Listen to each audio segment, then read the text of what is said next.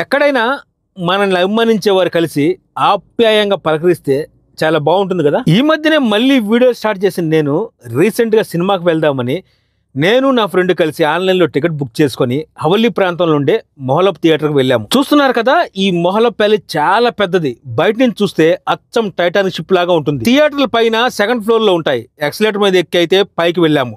Cinema start చేయడానికి ఇంకొంచెం time ఉంది, కానీ అందరినీ లోపలికి పంపుతున్నారు. మేము కూడా మా టికెట్లను ఫోన్లో చూపించి లోపలికి వెళ్లే టైంలో మన సబ్స్క్రైబర్ గుర్తుపట్టి పలకరించాడు. తను ఇండియా నుంచి ఫాలో అవుతున్నానని చెప్పాడు. రీసెంట్ గానే కువైట్కి వచ్చానని, థియేటర్లో పనిచేస్తున్నానని చెప్పాడు. ఇంతకుముందు తను దుబాయ్లో కూడా వర్క్ చేశాడంట. ఇక మా సీట్ల నెంబర్లు అడిగి మా సీట్లు ఏది చూపించాడు. ఏంటి సీట్లు ఎర్రగా ఉన్నాయనుకుంటున్నారా?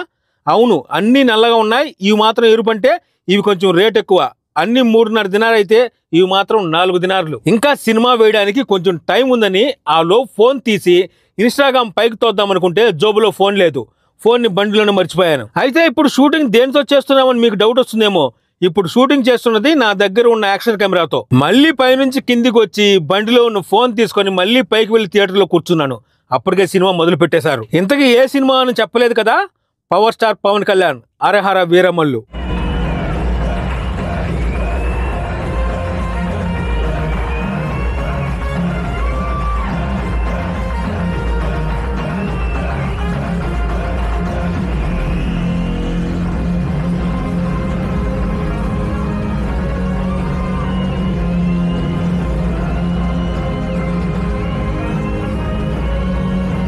సారీ, సబ్స్క్రైబర్ ముఖం చూపించలేదు కదా, తను చూపించొద్దన్నాడు, అందుకే చూపించలేదు.